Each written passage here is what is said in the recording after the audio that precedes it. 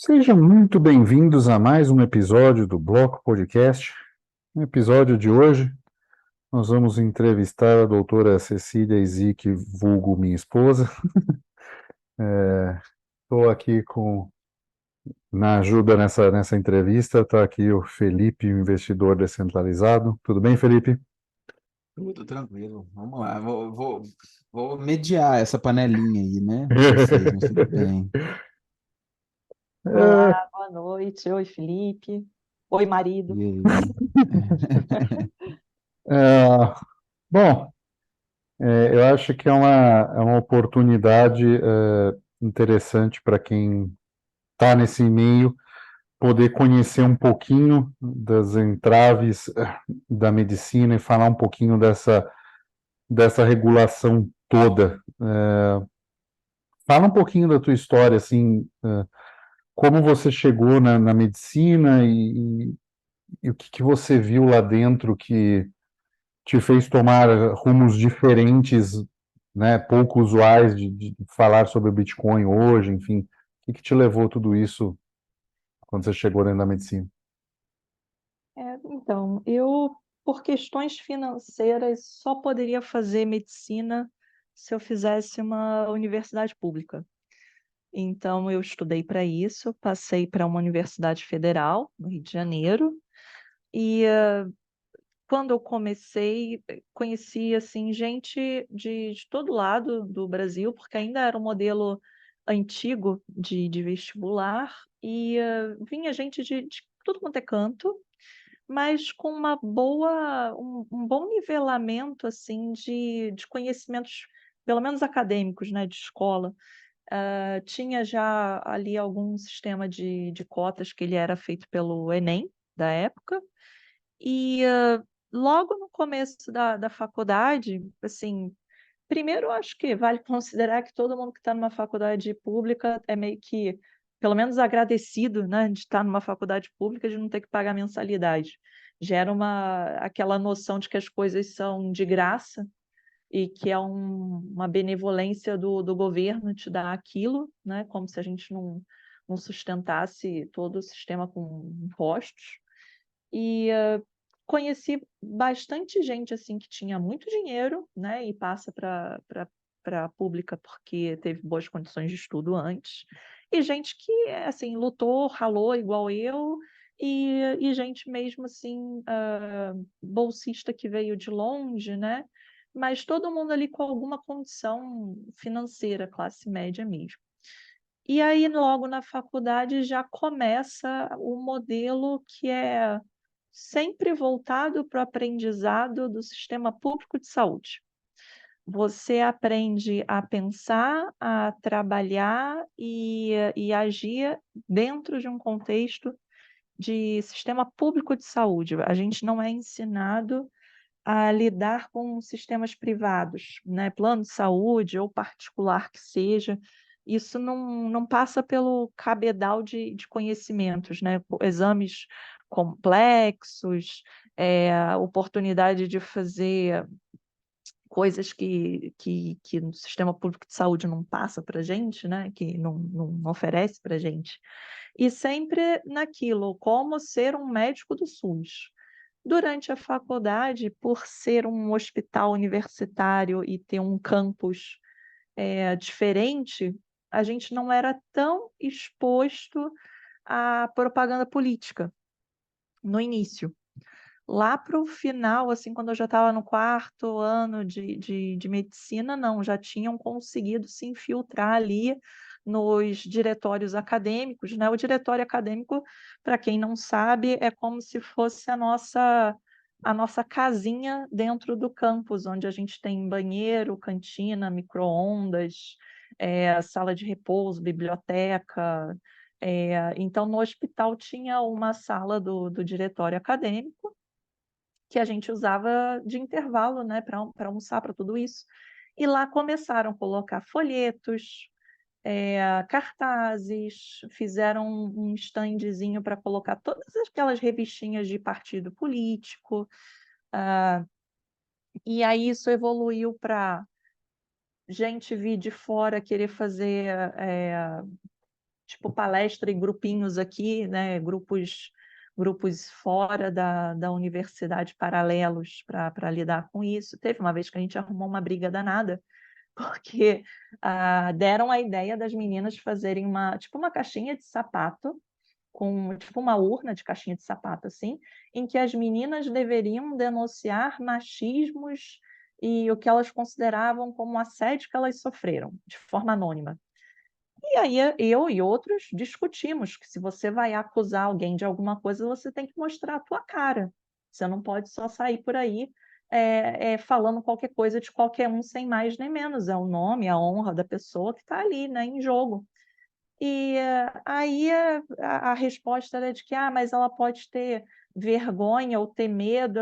Então faz o seguinte, vai na polícia, porque se é uma coisa séria, grave, precisa ser feita alguma coisa a respeito. Agora, ficar falando de forma anônima, pelas costas, sem mais nada, só pela noção de se fazer, colocar os outros como pessoas ruins, sem ter nada que suporte isso é calúnia, né?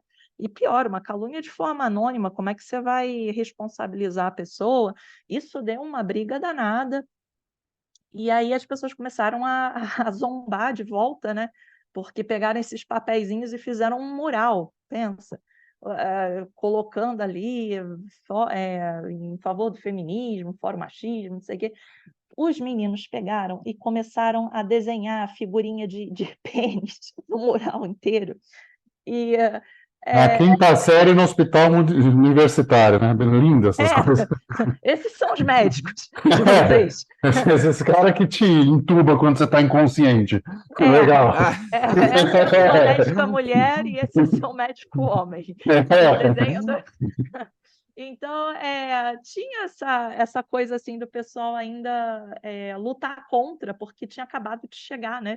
Mas isso vai cansando, porque se você é uma pessoa séria, você tem mais o que fazer do que ficar desenhando pênis no mural do diretório acadêmico, né? Você tem que estudar, fazer teu estágio, cuidar da tua vida, nego que se lasque.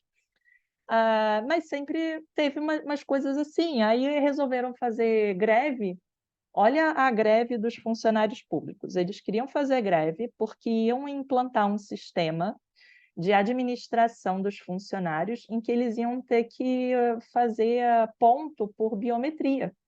E Até hoje tem isso. Ou seja, ia ter que trabalhar, né? ia ter que cumprir horário. E aí É. o panfleto falava: se isso acontecer, nós teremos que cumprir a carga horária. Assim, eles falam sem problema nenhum que eles não querem cumprir a carga horária para a qual eles foram contratados. E eles foram lá no hospital fazer piquete, no anfiteatro geral que fica do lado do centro cirúrgico e da enfermaria de recuperação de cirurgia, pensa.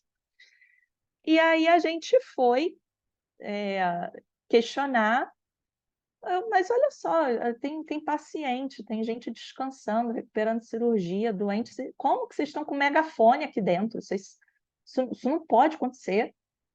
E uma gritaria. E chamamos a polícia. Depois tinha gente fumando maconha na frente da oncologia, da pediatria. Uma coisa assim, uma falta de respeito que a gente lutou muito contra, porque a hora que você deixa isso se estabelecer, não tem mais o que fazer, né? Mas aí eu me formei, sei lá como é que está hoje, e era assim, aí as disciplinas todas voltadas para a SUS, a disciplina que lidava assim com ética, com essas coisas, sempre com valores de progressista, woke, esquerda, né? Professor de pediatria falando que a gente devia ser obrigado a trabalhar exclusivamente para o SUS nos 2 primeiros anos de formado, porque a gente fez pública. E eu falando, você já ouviu falar sobre trabalho análogo à escravidão, né? Mas eles colocando assim o utilitarismo como bela e moral, né? E você sempre, qualquer tipo de serviço que você tenha é um privilégio, não é nem mais um direito, sempre assim, sempre assim. E quando chegava saúde pública, era defender o SUS, defender a clínica de saúde da família, que tudo devia ser ali, que devia ter só o público, que não devia ter o privado.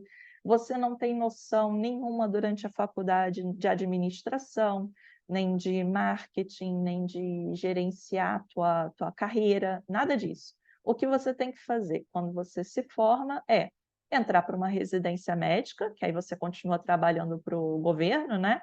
E vira lá especialista depois de um tempo, ou então você tem que se meter num plantão do SUS, num posto de saúde do SUS, e o que é bonito é você ter uma carreira dentro de um hospital, ser professor, ser chefe de serviço, ou se dedicar a virar o pai dos pobres na clínica de saúde da família, tirar foto ali na favela E lutar para não ter que cumprir a carga horária, né? e lutar para não ter a carga horária, Uhum. claro.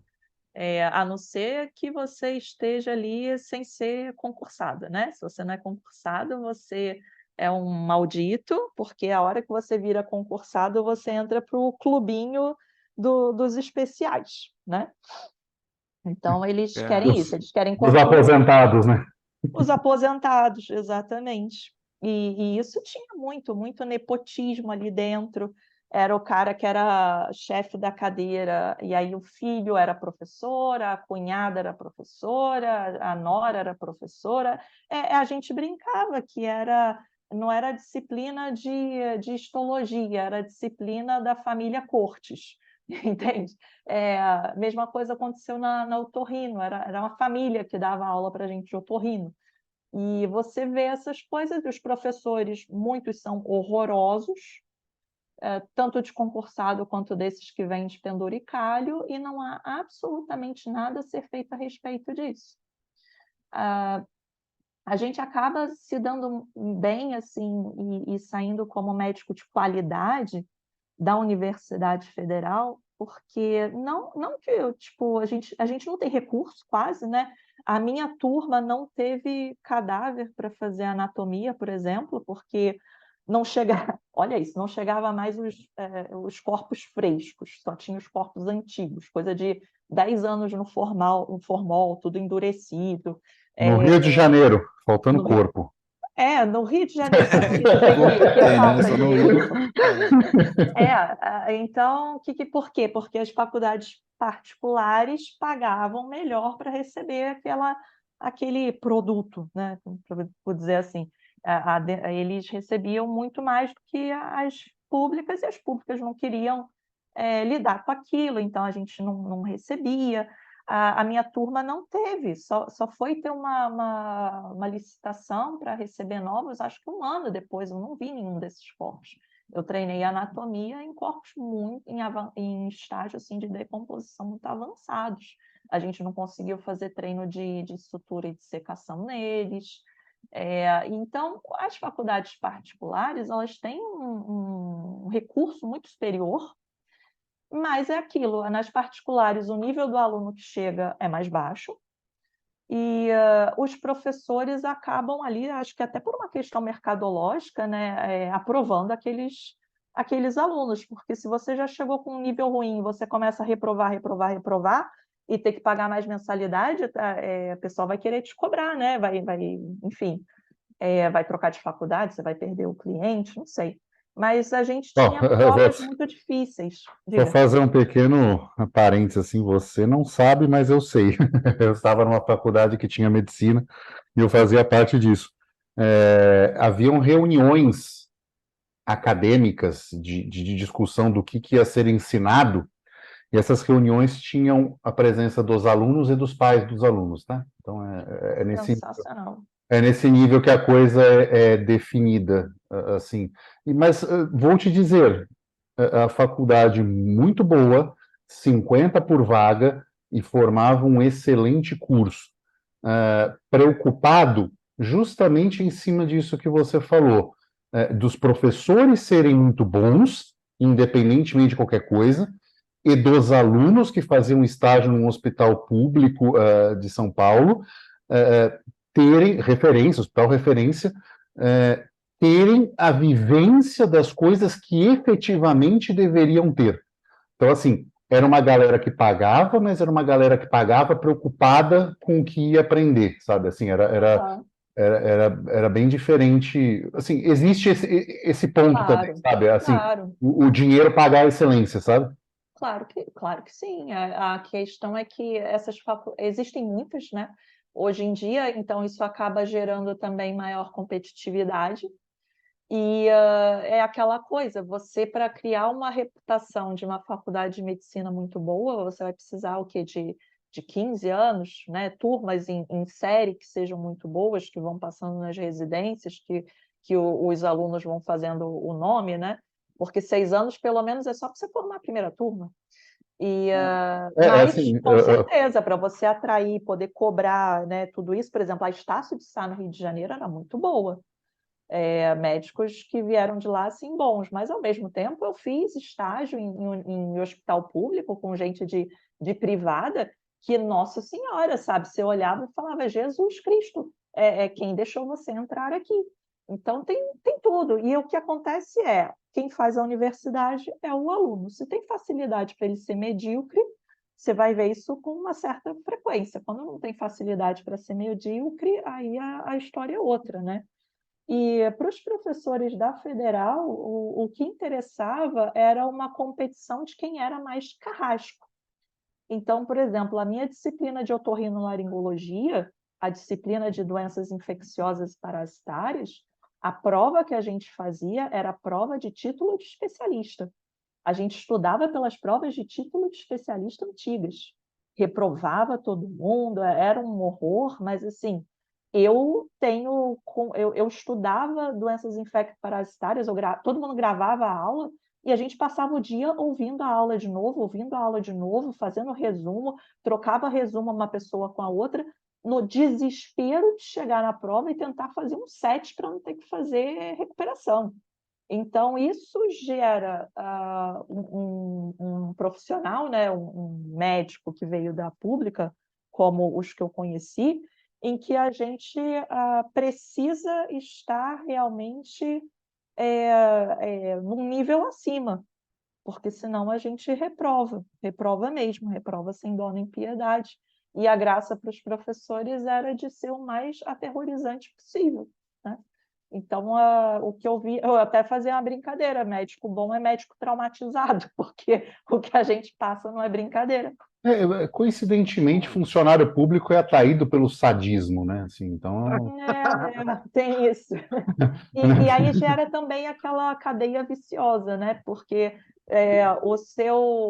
aí você chega na residência, o teu R2 foi tão sacaneado pelo R2 dele que ele acha que tem que fazer o mesmo com você. E aí fica naquela hierarquia de um querer traumatizar o de baixo, assim como ele fez, porque ele foi convencido desde o início da faculdade de que o certo é isso. a O bom é Alemanha, a Alemanha tinha até um nome para isso, né? Na década de 30, chamava de Führerprinzip. É verdade. Você tinha uma caraca, sua hierarquia e você mandava no cara de baixo de você até. Então a ideia é você não ser o baixo da pirâmide, mas todas elas serem organizadas para você poder mandar em alguém. Então é basicamente. e é assim que funciona, e é na base do bullying, da grosseria, da intimidação, de impor coisas exaustivas. E assim, não é que não é que eu estou falando assim que a gente devia ser tratado a pão de ló, não, mas existe uma forma de você ser pressionado de uma maneira positiva, e existe coisa que é simplesmente um sadismo e para alimentar o ego dos outros que não te agrega em absolutamente nada. Tem um médico que a gente vê falando que o cirurgião precisa estar preparado, qualquer médico precisa estar preparado para trabalhar 72 horas seguidas e não dormir e fazer um bom trabalho mesmo assim. Gente, 2023, quem é que precisa trabalhar 72 horas seguidas? Tem tanto médico para fazer escala, para fazer o que for. A gente não está vivendo em zona de guerra. Qual que é que realidade é essa? Que eles acham que a gente tem que estar preparado para ficar 72 horas acordado sem dormir e trabalhando sob pressão. Por quê? Qual que é o sentido disso? Eu vou para a guerra amanhã? Não vou. Não faz sentido, mas eles acham que o bonito é isso. É você trabalhar a exaustão, em privação de sono, e que é assim que você vai ser um médico super inteligente e sábio, contrariando os princípios médicos que a gente sabe que você precisa ter uma boa noite de sono, que a sua concentração não dura horas a fio, que você tem que comer direito, coisas que a gente fala para o nosso paciente que, por alguma magia, não cabe ao médico, não cabe ao estudante, não cabe ao estagiário, não faz sentido nenhum, mas tudo leva a você ter mão de obra submissa, né, de espírito reduzido, porque não tem uma energia para mais nada, não tem energia nem para te questionar. Eu acho uma lavagem cerebral absurda, sabe? Que não agrega em nada. Eu não acho alguém melhor do que eu como médico porque ele fica mais tempo acordado que eu. Não faz sentido. Mas é assim, Cara, deixa eu é difícil. Falei. Só alguns adendos que eu tinha que falar nesse meio todo. Primeira coisa, eu fiz alguns períodos de engenharia na UERJ, e primeiro período meu, eu fiz de engenharia, eu tive cálculo um e eu lembro que o professor meu era o Satanás, cara. E de 50 alunos na turma, 40 novos e acho que 10 que já estavam repetindo, era uma coisa assim, só passaram em cálculo um 15. Era uma coisa assim, sabe?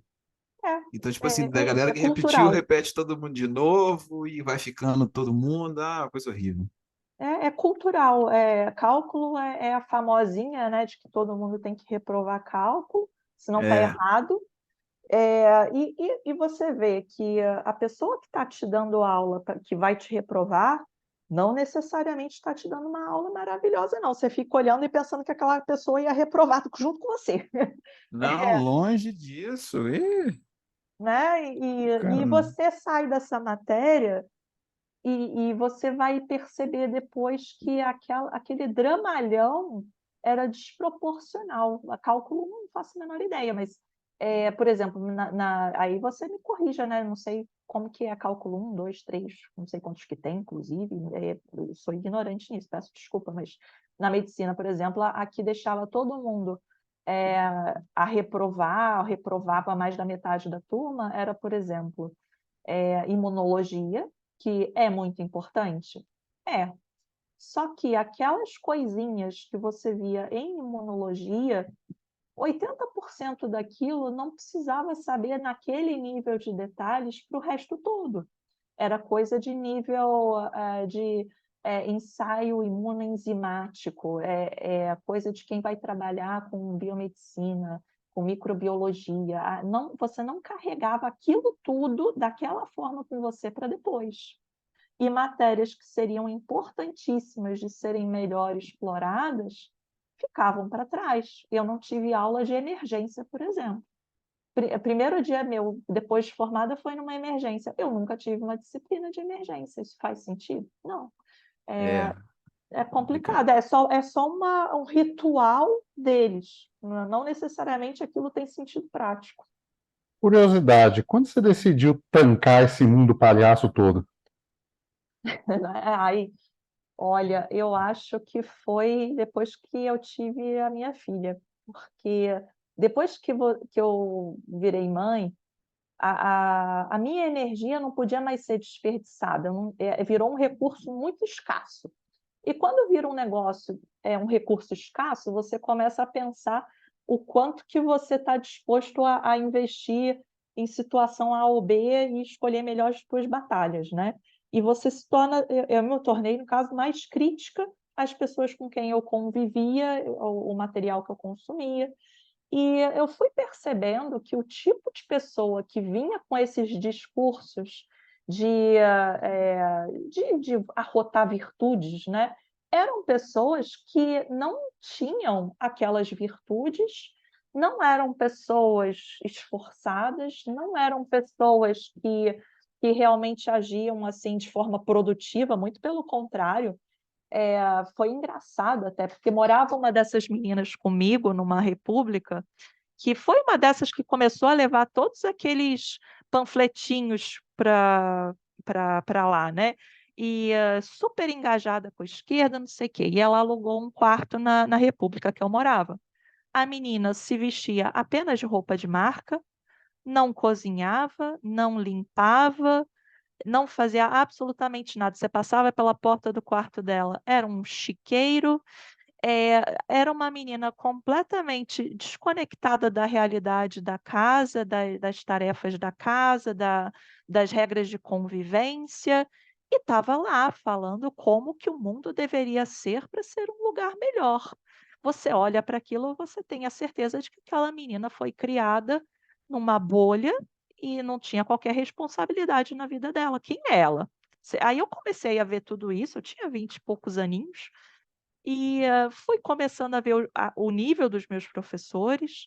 Na hora de fazer estágio, você vê o nível dos funcionários e como esses tais serviços públicos funcionavam de fato.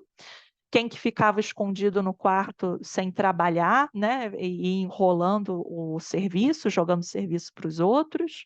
Quem que tomava condutas que a gente considerava como, inadequadas, né. Eu tive uma professora que eu não sei por que ela era adorada e é ginecologista, e a gente estava na prática de ambulatório de gravidez de risco. E tinha uma moça que tinha HIV, estava grávida e tinha uma secreção ali vaginal, que a gente viu pelo exame especular. A professora falou: "Nossa, eu preciso chamar o dermatologista para poder olhar você, tá bom? Espera só um minutinho". E deixou a gente lá e com a mulher lá com o espéculo, deitado com as pernas para cima e o espéculo, aquela situação que é extremamente desconfortável e a gente lá com ela sem ninguém tinha o que falar, aquele silêncio desconfortável, porque a consulta já estava feita, precisava saber aquele diagnóstico para dar cabo, a gente também não podia fazer nada porque a gente era só aluna, e ela ficou lá. Passou 5, passou 10, olha, passou meia hora. Eu falei: Que "Olha, eu horror. vou tirar isso daqui da senhora. A senhora pode ir no banheiro, quer que busque uma água? Aguarda aqui sentadinha com o avental ainda, a gente busca uma água para você, e a minha colega vai procurar a professora, porque deve ter acontecido alguma coisa, tá bom?".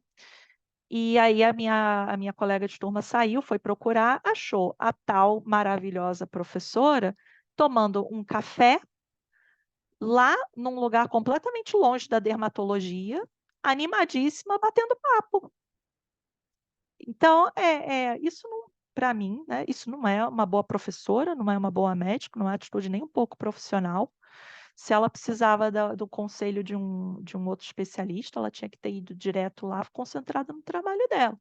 Agora, isso é só um exemplo que eu dou para vocês do período todo que eu fiquei lá, né. E eu comecei a falar: "Eu não quero ser igual a essas pessoas. Eu faço questão de não ser confundida com essas pessoas", e eu comecei a bater de frente. Eu comecei a responder, eu comecei a questionar, eu comecei a levantar e falar que eu não concordava com aquilo, que eu não ia fazer daquela forma. Colocavam a gente para que a gente chegasse mais cedo que os professores, que se chegasse mais cedo que os residentes, que chegasse mais cedo que os monitores, completamente desacompanhados, nós lá sozinhos, alunos, para começar a tocar o serviço sem mais ninguém lá, que tivesse tudo pronto quando eles chegassem. Você consegue imaginar tua avó, tua mãe, teu filho lá internado, você quer que seja bem cuidado, seja bem tratado, e quem está lá, por melhor que seja a minha boa vontade no quinto ano de medicina, eu sou uma aluna no quinto ano de medicina. E se eu deixo uma coisa passar? Se eu anoto uma coisa errada? Se eu faço alguma coisa que não devia, ou deixo de fazer uma coisa que eu devia? Qual que é a minha responsabilidade? A minha responsabilidade chega na hora da aula, ué. E os outros que não estão ali? Então, a verdade é que a gente começou a ser médico antes da gente ser médico. e a gente tinha que se virar com aquilo, e um dia veio uma das colegas brigar comigo, porque eu cheguei 8h05 e todo mundo chegava às 7h30. Eu falei: "Meu horário é 8 horas. Se você vem mais cedo e você concorda com o que estão fazendo, isso é um enorme problema seu. Eu não concordo e eu não vou fazer isso. Eu vou começar a fazer as minhas atividades quando chegar um professor aqui e me disser que é para eu fazer e ele vier junto". E não fazia. Eu comecei a virar uma persona não grata. Eh, as pessoas que gostavam de mim foram diminuindo, assim, não que gostavam, né, mas que, conviviam, falavam, interagiam comigo. Mas claro que isso me aproximou de outros que pensavam de forma parecida e que se sentiam mais confiantes também de se impor, sabendo que não estavam sozinhos. Debate sobre aborto, né, eu falar: "Isso é um absurdo, eu sou contra aborto, vocês não estão falando Lé com Cré, isso não faz sentido". E, falar sobre saúde pública e discutir que aquela, medida não fazia sentido. Que adianta você colocar aquele monte de clínica e se as pessoas não têm saneamento básico? Por que você acha bonito ter 2 médicos para tratar 20.000 diarreias por ano, em vez de pegar esse, recurso público e investir em saneamento básico? Por que vocês acham bom aumentar a população da comunidade? Como que alguém acha isso bom? Assim eu fui, criando atritos até o ponto em que eu percebi que não valia mais a pena, porque aquilo ia vencer, de qualquer forma, e que valia mais a pena eu passar despercebida até aquilo ali terminar e eu ir embora, que foi o que aconteceu no último ano. Então, eu comecei, assim, a querer me revoltar, a querer me impor os meus ideais e as coisas que eu não concordava, até o ponto em que eu comecei a perceber que aquilo tinha uma raiz política, que aquilo tinha um ponto de agenda, né, de progressistas, que aquilo ali, não ia ser resolvido por um debate acadêmico, que não era ciência que estava sendo discutida e implementada ali, que era, guidelines que vinham de consensos do governo. E olha, se vocês me deixarem contar do projeto de extensão que eu fiz por 2 anos de saúde pública, assim, os professores que faziam esses projetos de extensão eram profissionais muito ruins. E foi ali que eu percebi que a construção de estudos científicos era uma fachada. Que começa a chegar a um ponto muito bom agora, hein? É, eu fiquei curioso com uma coisa além, assim. Hã.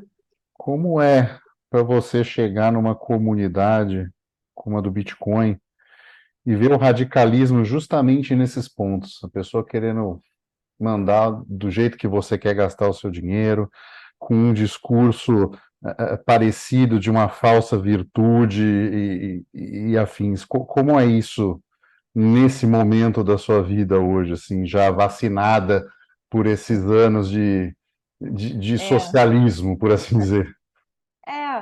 Assim, eu sei que, quem me vê ali no Twitter, eu não discuto, não arrumo muita briga, não entro muito nisso, mas, bem ou mal, são aí, 22 anos discutindo com quem está errado na internet, sabe, desde o Mirk, e, dentro de uma universidade federal, pelo que eu passei ali, foram 7 anos dentro da universidade no total. Foi depois 2 meses de residência médica para largar, foi alguns anos de UPA. Então, depois que a gente olha isso tudo, o que eu digo é o seguinte: eu não sei se vocês lembram da época que surgiram os justiceiros sociais, né, justiça social para cá, justiça social para lá. Eu estava na faculdade nessa época, e foi ali que começou a crescer, a rotar virtudes para todo lado, né, a justiça social com pobre, com negro, com gay, com gordo, com todo mundo. E é exatamente o mesmo modus operandi, só varia quais são as paixões daquela pessoa. Uma pessoa pode ser apaixonada pelo Bitcoin, como que é a bolha que a gente convive, Só que o Bitcoin é uma ferramenta, não é nada além disso. É uma ferramenta. E aí as pessoas usam aquela ferramenta como um símbolo para incutir o que elas consideram as coisas que tornam elas virtuosas diante dos outros. É porque você é libertário, e aí o Bitcoin para você é o salvador da pátria, e só se pode ser libertário se usar o Bitcoin, porque o Bitcoin é que permite que exista um libertário, é porque você acha que é o único jeito de você acumular posse, propriedade e se defender dos teus inimigos, mas aí tudo bem se quem usa Bitcoin for ao nível dos teus interesses, pode ser qualquer um, ou você acha que o Bitcoin pode ser ali para você uma forma de você ganhar notoriedade, ser uma autoridade, ser uma influência? E isso tudo é a mesmíssima coisa que os justiceiros sociais faziam. É assim que você tem que agir, o bom é isso daqui, o que deve ser glorificado é isso daqui, e foi o que eu falei, que o Hugo uma vez adorou e adotou, que é um socialismo laranja. Você quer ditar como que é uma sociedade boa, como todos deveriam agir, e é laranja porque o que vai causar tudo isso e permitir tudo isso é a implantação do Bitcoin. E se você quer chegar no fim, no objetivo da implantação do Bitcoin maciça, você precisa levar as pessoas àquilo. Só que as pessoas não sabem tão bem quanto você que é iluminado. Então, você precisa intimidar as pessoas para isso. Como que você faz isso? Dizendo que quem não usa é mau, é burro, que é mais egoísta, é macomunado com máfia de Estado. Scammer. Você spammer, como é que é o nome do outro lá? Scammer, né? Scammer que fala. E aí você é um criminoso, é basicamente isso que te acusam, de ser um criminoso, por você não é que você não tenha Bitcoin, não é que você Acusam não. Está dizendo a verdade porque ele entendeu o verdadeiro Bitcoin. é. Diferente. Então, assim, a pessoa te desmascara, né? A pessoa te expõe porque você não está de acordo com valores morais que a pessoa atribuiu àquela ferramenta. E ou seja, não fosse o Bitcoin, seria qualquer outra porcaria que a pessoa tivesse a fim de usar naquele momento e que pode passar a ser outra coisa em outro momento.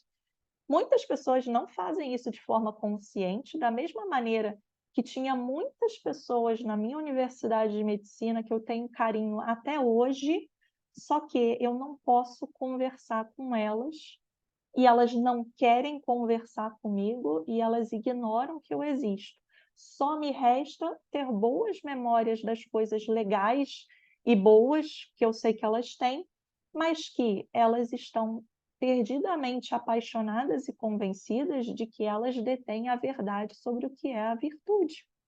E elas têm certeza absoluta de que eu sou inimiga do bem, porque eu não concordei com o que elas falaram. Elas têm uma limitação de inteligência emocional em perceber que você ter conceitos não quer dizer que você tem uma verdade absoluta. E é isso que o socialismo faz muito bem: colocar conceitos como verdades absolutas.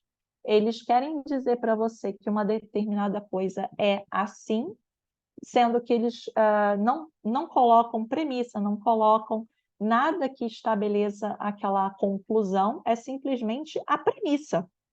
Aquela é a premissa verdadeira, aquele é o conceito verdadeiro que não admite nenhum tipo de contestação, porque é obviamente a verdade. Se você coloca algo como verdade incontestável, qualquer pessoa que conteste aquilo é um mais completo lunático ou mal intencionado. E é assim que eles fazem para descreditar qualquer outra pessoa. E isso para mim, sempre foi a arma do comunismo.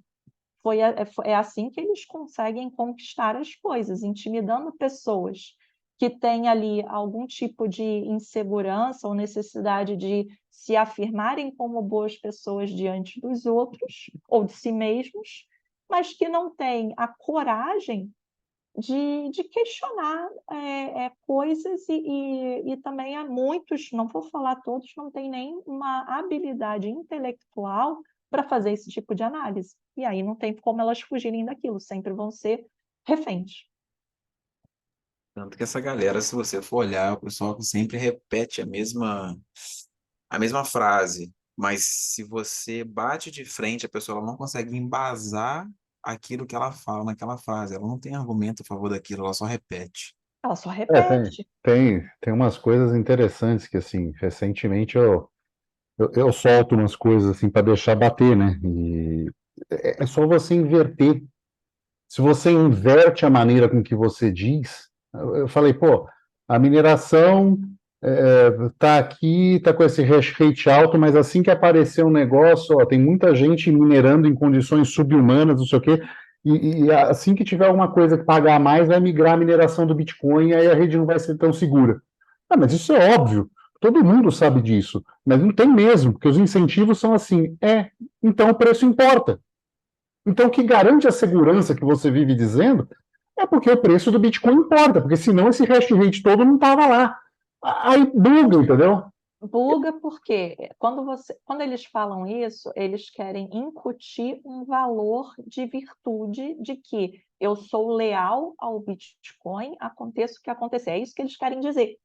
E aí, quando você fala que valor e preço, na verdade, não tem a ver com isso, e esse bordão que expressa a tua lealdade como uma coisa virtuosa ao Bitcoin, na verdade, não se sustenta porque o valor e o preço querem dizer outra coisa. Se você está afim de se grudar no Bitcoin, aconteça o que acontecer, ok, mas dizer que valor e preço não importam é outra situação.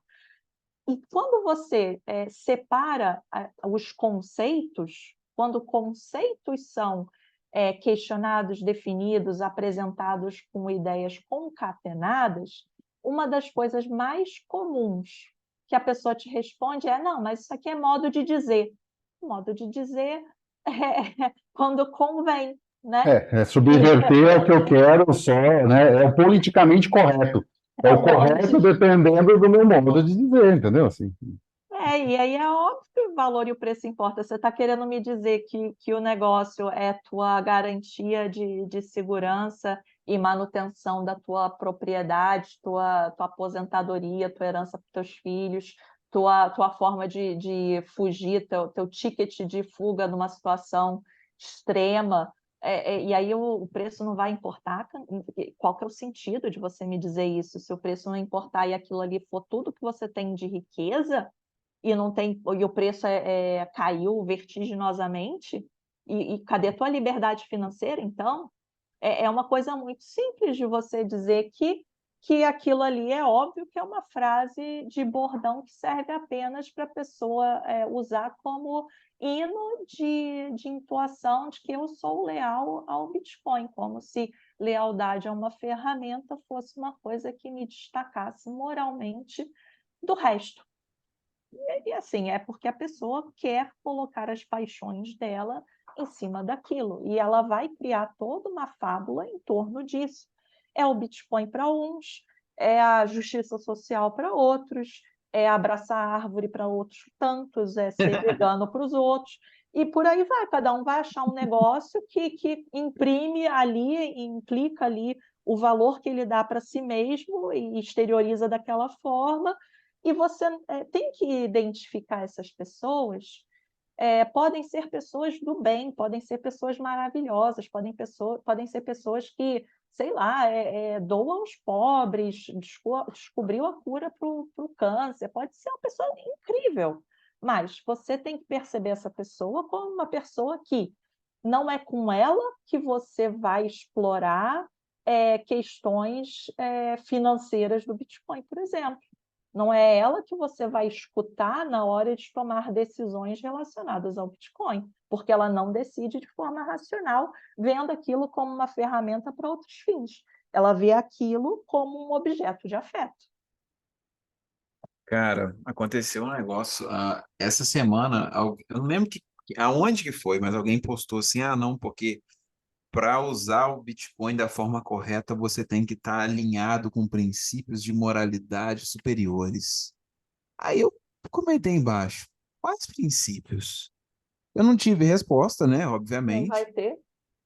E tipo assim, aí eu fiz uma postagem, a qual ainda não foi ao ar, que é mostrando um esquema lá que a Polícia Federal quebrou, que envolvia vários golpes, e os golpistas pegavam aquele dinheiro e colocavam em Bitcoin. Mas E, esses são e- os falsos então, tipo profetas, assim, entendeu? ué, cadê a moralidade?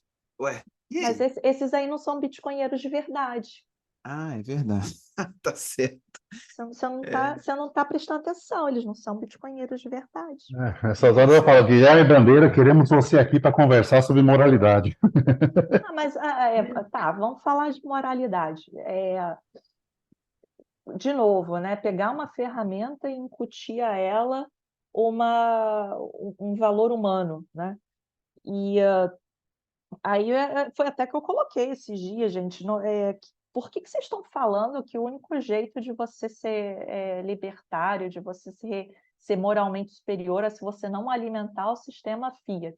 Aí as pessoas que postam isso, ou são pessoas assim que são até donas de mineradora, ou então elas são sócias, ou então elas trabalham em função de marketing disso, de educação, de venda de produto, elas ganham o dinheiro delas em função disso, e aí elas falam um negócio desses que, por exemplo, eu ganho em Fiat, eu vivo em Fiat, então eu não sou libertária e eu não entendo o Bitcoin e, consequentemente, eu sou uma pessoa inferior. Mas quem é que quer me pagar em Bitcoin?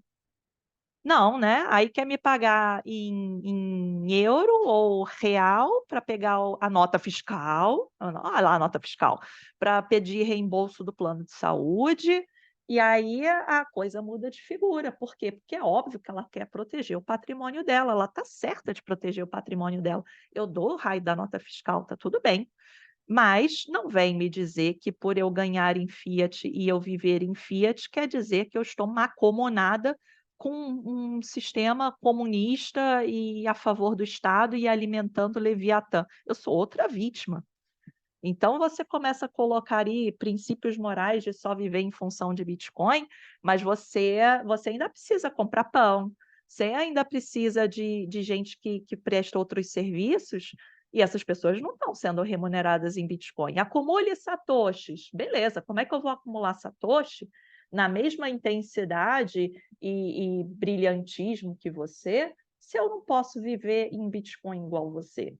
Aí vira uma coisa muito idiota, porque você está pregando para as paredes, porque aquele discurso não faz sentido e não tem como ele ser aplicado. Se uma coisa não tem como ser aplicada e ela é irreal, você está falando bobagens, você está perdendo o teu tempo.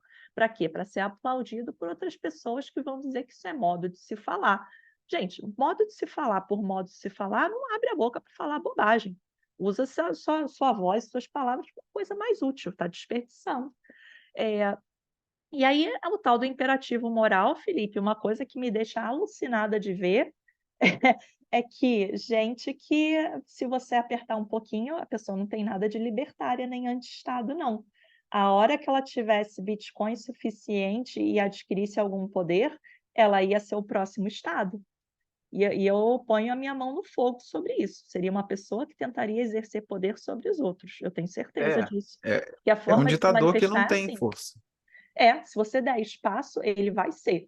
Porque a forma dele pensar é essa: eu sei o que está certo, então eu posso te forçar a fazer o que é certo. E se eu não posso te forçar fisicamente, eu vou te coagir, te intimidar, te envergonhar para você fazer o que eu acho que é bom, porque você vai ser vencido pelo cansaço de tanto ataque moral. Isso sim é um ataque moral, não é expressar o que é moralidade, é atacar os outros, atacar os Eu, próprios eu outros. falei, eu falei num episódio agora há pouco, você não ouviu, né? Porque tô longe.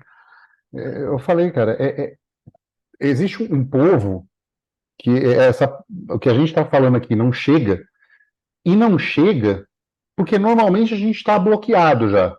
E a gente está bloqueado Porque essa pessoa, para pensar desse jeito, ela precisa ignorar tanta coisa que o que a gente fala, se chega, tá expondo, sabe? Assim, você tá expondo que o cara vive numa mentira, num mundo que é só dele e que ele tá coagindo pessoas a fazer algo que ele acredita e não necessariamente que isso seja o certo, e que se ele tivesse mais poder, ele estaria impondo isso às pessoas, né? Exatamente, exatamente. E o pior de tudo é, existem pessoas que são até pessoas legais, que não têm a menor ideia de que no inconsciente delas é assim que elas estão operando, mas elas são tão perigosas quanto uma pessoa que faça isso de caso pensado. Elas são tão perigosas quanto até mais, porque a pessoa de caso pensado você ainda poderia argumentar com ela e ela vê que é vantajoso ser de outra forma, mas quem faz isso de forma inconsciente, de subconsciente, agindo ali de uma maneira mais automatizada, você não consegue argumentar e chegar num outro acordo. Essas pessoas, às vezes, acabam sendo muito piores. E é isso que você falou, não chega o assunto nelas porque elas estão apaixonadas pelo discurso delas. E é aquilo, se E a gente pensa, ativamente, e tem uma coisa, elas estão ativamente ignorando e bloqueando o contraditório, sim, né? Esse é um... é como falou meu psicólogo, as pessoas vão fazer de tudo para se defender de coisas que elas não, que agride as suas paixões. A negação é o primeiro sistema de defesa do ser humano. Se você contesta o que é a realidade, o que é a coisa que a pessoa dá, deposita o afeto dela, se você contesta e ataca o afeto dela, você é inimigo e ela vai se proteger de você. Eventualmente, ela vai te bloquear, ela vai evitar contato, porque aquilo ali agride e vocês sabem que eles tomam isso, inclusive, como uma das definições da identidade deles. Se você atacar a identidade das pessoas, elas vão refugar. E é por isso que eles não querem contraditório, é por isso que alguns se rendem e aceitam um discurso, são convencidas, e é por isso que outras pessoas preferem ignorar completamente esse assunto, porque acham que qualquer pessoa que mexe então com Bitcoin é um bando de louco. E aí você desestimula pessoas que poderiam tirar muito proveito do Bitcoin, porque ela olha aquelas pessoas, ela reconhece aquilo como pessoas que realmente são um ambiente nocivo, e elas não conseguem achar no meio daquela bagunça pessoas que falam de forma racional. Elas começam a jogar aquela etiqueta de que isso aqui é assunto de absolutos malucos. Então eu quero ficar longe. Eu prefiro assistir o Primo Rico, porque ele tem um jeito de falar que ele parece uma pessoa muito mais sensata. Agora, isso acaba sendo um problemão, porque o Bitcoin realmente ele tem muita coisa boa a oferecer. O que eu acho que às vezes que eu vejo que acontece é que existe, né, um pessoal que é muito sensacionalista, e aí quem chega ou entra nessa religião sensacionalista ou afasta completo porque não consegue coadunar com esse tipo de coisa. Eu Sim, acho que é mais ou menos essa. é exatamente isso. As pessoas buscam ambientes em que elas tenham afinidade. Se a pessoa tem uma afinidade por esse tipo de comportamento, ela vai parar numa igreja de fanático, ela vai parar num culto, ela vai parar num círculo Wicca vegano de abraçar a árvore, porque aquilo ali são as coisas que ela gosta, e aí ela quer ficar ali no meio da galera dela, entendeu? Isso é humano. É assim que, é assim que surge fã de heavy metal, entendeu? As pessoas vão fazer isso. Isso é humano. O problema é que algumas pessoas, em vez de ir num show de heavy metal e ficarem felizes, elas se envolvem em atividades que são extremamente nocivas para elas e para a sociedade depois, né? Isso que é um problema que a gente tem que identificar e, na medida do possível, a gente tem que fazer os contrapontos, desde que aquilo ali não nos prejudique. Porque se a gente começa a investir uma energia para fazer contraponto e aquilo traz malefício para tua vida, você podia estar prosperando de outra forma, aí eu acho que cada um que se vire, boa sorte para quem acreditar no discurso, eu vou me proteger e eu vou para um lugar em que eu possa prosperar, encontrar pessoas que também querem prosperar, e aí é isso, entendeu? É, Muito Não dá bom. para ser eu acho. super-herói. Eu, A gente está tentando trazer o sensacionalismo, o sensacionalismo não, a sensatez. Muito bom. eu Vocês acho que fazem um trabalho muito bom, tá? Vocês, É, a voz, isso eu falo já para o Hugo, vocês não estão batendo de frente, discutindo com pessoas que já têm uma ideia fixa. Vocês estão falando para a população em geral que, se calhar de ouvir o teu podcast primeiro ou logo em seguida de um que ele não gostou, ele vai finalmente receber uma informação que é muito mais saudável. Porque o que é saudável? Você explorar a ferramenta, o que é bom, o que não é, o que pode melhorar. Se tem outra ferramenta para aquilo ali que seja melhor, ferramentas são aplicáveis para as suas devidas finalidades. Não adianta você querer usar um prego sei lá, de alfinete, você não consegue usar um martelo de ar-condicionado. As coisas têm que ter a sua aplicabilidade específica. Foi desenhado para isso, então serve para isso. Será que a gente tem como desenhar uma coisa melhor ainda? Ou será que isso daqui tem um uso off-label?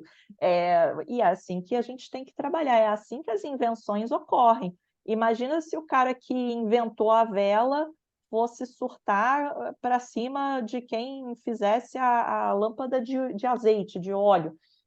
Não tem como. Se uma coisa funciona melhor, é para lá que você tem que ir. Você não pode virar o fanático da vela, porque Deus me livre ter uma lamparina de óleo. Não é assim. mas o povo não entende, o povo está resistente. eu só acho que assim, você está ouvindo isso daqui, eu espero que seu risco de ruína numa eventualidade do Bitcoin fracassar por algum motivo qualquer que ninguém aqui quer que Não. aconteça, mas tem um episódio também sobre risco de ruína, então assim, se prepare, tenha alguns outros planos, não coloque todos os ovos na cesta, por mais que Bitcoin aparentemente seja a melhor solução, tenha outras coisas em mente, abra sua mente, comece a pensar.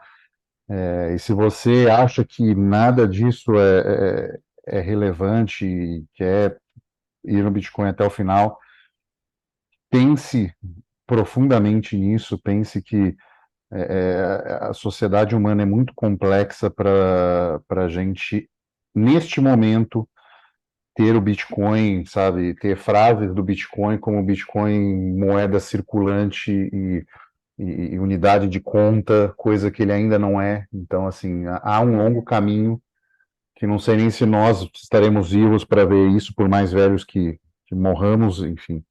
Acho que é um. Não, não, assim, eu quero que quem ouça isso aqui entenda que Bitcoin é muito bom por uma série de motivos. Eu sou libertária, em primeiro lugar. Se o Bitcoin puder me ajudar a viver dentro do que eu acredito ser certo, é nele que eu vou. Se existirem outras ferramentas que me tragam mais segurança, eu vou usar, mas que nada do que eu falei aqui, que eu critiquei da relação apaixonada pelo Bitcoin, não é um demérito do Bitcoin. Não é ele que eu estou atacando. O que eu estou atacando é a relação emocional que, como você bem disse, feita dessa forma, aumenta o risco de ruína da pessoa. Pode arruinar famílias, pode trazer tantas coisas prejudiciais para a pessoa, que essa conversa aqui, na verdade, é um grande presente de questionamento, nem que seja para a pessoa ouvir tudo isso, ficar muito brava comigo e essas palavras ficarem ecoando no cérebro dela umas 2 semanas, mas aí no finalzinho nasce uma sementinha, entendeu? É isso. Bom, queria É. Ah, agradecer, né, agradecer sua presença aqui, Cecília. Espero que volte mais vezes, a gente falar outros temas também. Foi, é curtinho, o nosso podcast ele é curto, ele tem em torno de 1 hora mesmo, que é proposital para a gente não esgotar e as pessoas perderem o interesse, né? O tempo médio de uma volta para casa de uma pessoa na cidade grande. Sim. Mas foi muito bom, obrigada pelo convite. É prazer te conhecer, viu, Felipe? Obrigado. Você fez as vezes e falou muitas coisas que a gente queria falar. Obrigado. Eu saio falando mesmo. Vamos ver depois o que vão falar para mim. Ué, tá tudo certo. Então é isso, esse é mais um episódio do Bloco Podcast. Se gostou, deixe 5 estrelinhas no episódio, que ajuda a gente, ou dê like nesse episódio no YouTube quando ele sair. E se gostou, quer deixar uns satoshinhos, envie para quinteiro@zebedi.gg. E se estiver no Fonta em nosso app favorito, é só enviar direto para o Bloco Podcast, enviar um pouquinho dos satoshinhos que você ganhou ouvindo a gente falar, tá bom? Ficamos por aqui e tchau.